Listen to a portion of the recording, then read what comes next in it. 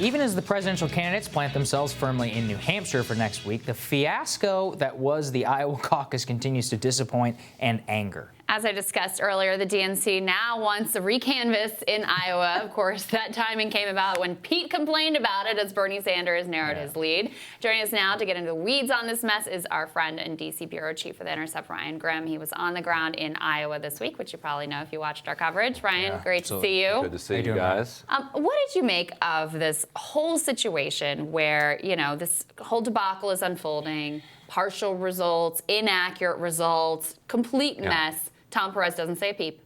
Then he gets a call from Pete, and suddenly, oh God, we got to recanvass. Yeah. And it's also a complete and utter lack of self-awareness for the DNC chair. The moment that Sanders kind of jumps into the lead in the national press, for that to be the moment, we'll put everything else aside. Right. Just optics. Just have some self-awareness about what the attitude toward the DNC was a few weeks ago and is now, after they completely botched the Iowa caucuses. For him to come that moment to take the opportunity to say, you know what, we're going to redo this actually. Right. Because now enough is enough.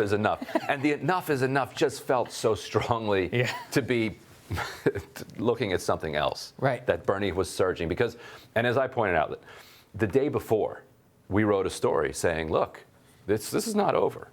Like the satellite caucuses haven't been counted. We reported on these caucuses. We know that we don't know precisely how much Sanders dominated, but we know that he crushed it. He was the only one.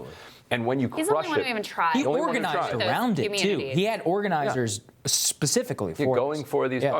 And in a caucus like this, if you get 4 delegates and everybody gets 0, that's actually a huge win because you've netted 4.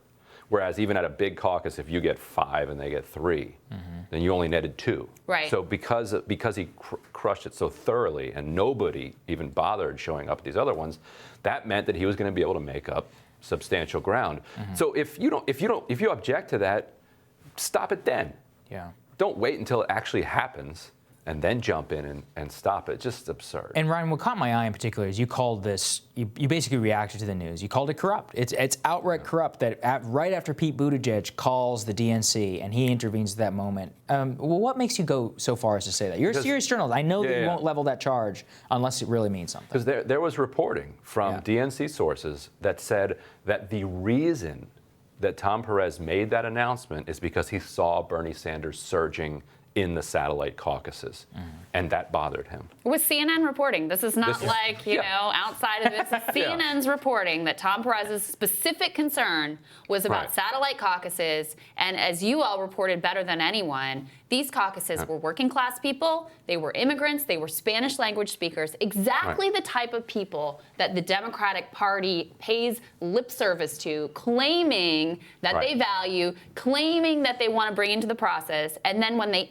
actually are and they actually show up, they try to silence them. Yeah, and Perez didn't like the way that they were counting these satellite caucuses. And there were competing interpretations of how precisely these should be counted. The way that the Iowa Democratic Party was doing it was within the realm of a reasonable interpretation. There are other interpretations that you can make.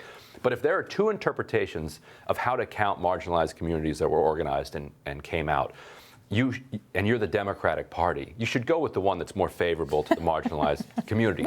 Not jump in and try to stop the Iowa Democratic Party from doing that and push it to the one that Pete Buttigieg is asking for instead.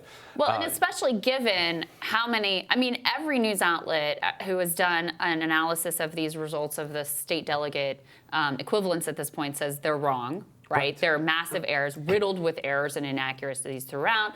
New York Times, NBC, CNN, AP, all of them say that, right?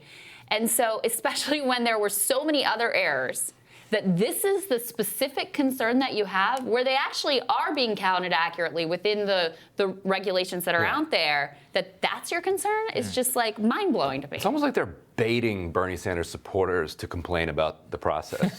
It's just, look, see, they can't accept the process. But you're like, no, but like the New York Times reviewed this and found that your math is off. Right. Like, we're not- Nate Cohn is not exactly a wild-eyed Right. Bernie Sanders supporter, you know? Ryan, take us inside. What is the DNC's game plan here? What are they actually trying to do? Is it the cynical interpretation that they're trying to swing it for Pete Buttigieg and against Bernie Sanders? I don't think so, because you can certainly make an argument that this hurt that it plausibly could have hurt Pete Buttigieg. Now, it turns out it looks like it benefited him because he's getting this big bounce in New Hampshire. But in an alternate world where he wins by 2 state delegate equivalents and goes up on the stage on the night of Iowa and gives a big victory speech, and it's not clouded by this 3 or 4 days of shenanigans, that could be an even bigger bounce. So I don't think it's precisely that, but all of the errors going against Sanders, all of the interpretations that Tom Perez wants going against Sanders, combined with, as people were recirculating again, in 2016, he urged Hillary Clinton as a strategy to beat Bernie Sanders is to paint all of his supporters as young white people. He literally said that. Right. Yeah. So that's the same guy who then now that all of these people of color are coming out to vote for him at these satellite caucuses, now trying to say, well, those shouldn't count as much coincidentally by my read of the rules. All of this is motivated. Well, so now broadening out from here, you've done the best reporting on Sanders' organizing model, and on the one hand, on Iowa, overall turnout was down. Right.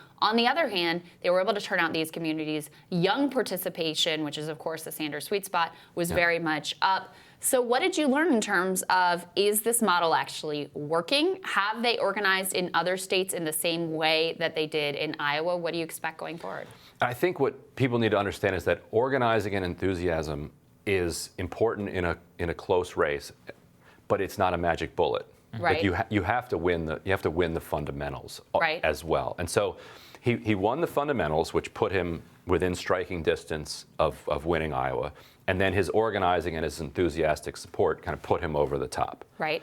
But the idea that a candidate's platform is going to bolt turnout by 20 or 30 or 40% isn't realistic. So what happened? People should.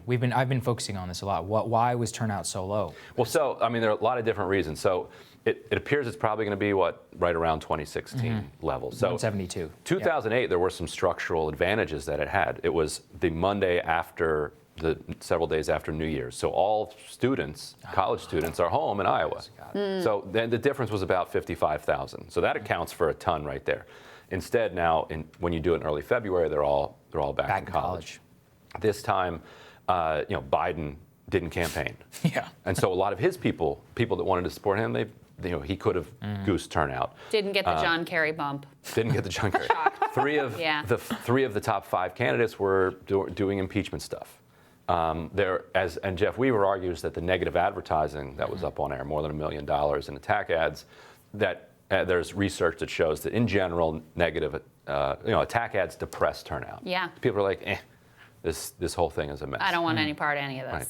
And so you combine all that, and you can pretty easily explain what's going on. Plus, it's Super Bowl Sunday was Sunday night. Yeah. So then Monday evening, this is a 2-hour process in a fairly hot gym because everybody's packed in there. It's cold outside, so you've got your thick clothes on. It's unpleasant. It's unpleasant. Yeah. Well, it ended up being thoroughly unpleasant, even worse than you could have possibly imagined. And what about, as we look forward, Pete is surging in New Hampshire. I think he very much has a chance to potentially win New Hampshire, especially because Warren and Biden seem to have collapsed so quickly. And as we know, he'll pick up a lot of voters from that. What does his ground game look like going forward beyond New Hampshire? Is he in a position to do what has always been their theory of the case, that they could follow the Obama model, pick up big win in Iowa, do well in New Hampshire, and then flip a lot of minority voters into their camp? Is he positioned to actually do that? Yeah, Pete. Yeah. I think probably not. But I do think that this should be a cause for reflection from some of the too clever Sanders supporters online, who, for instance, like throughout the fall, while I was doing reporting on Buttigieg, I'd have a small faction of people saying, leave Pete alone. not you. You were loving it. No, we didn't leave Pete alone. We love that. Like, don't leave you worry, Pete alone. Ryan. You're just a Warren shill who's only attacking Pete because you want to benefit Warren. And in fact, this is where the cleverness would come in. Yeah. In fact, we want to elevate Pete Buttigieg because that'll hurt the person we hate the most, Warren. And 1, 2, 3, boom, Bernie Sanders benefits from that. Whenever you get that clever, you have to be very careful. Hillary Clinton thought that if they could elevate Trump and win the nomination, Jonathan Chait did. that they could walk right into the White House. And so it might end up being the case that Buttigieg falls apart. But if Buttigieg is credited with a win in Iowa from the media, then he wins New Hampshire. He might not go on to win the nomination, but that's extremely damaging to Bernie Sanders, who was relying on kind of the momentum coming out of those two states. So I would just advise people to just vote for who they want.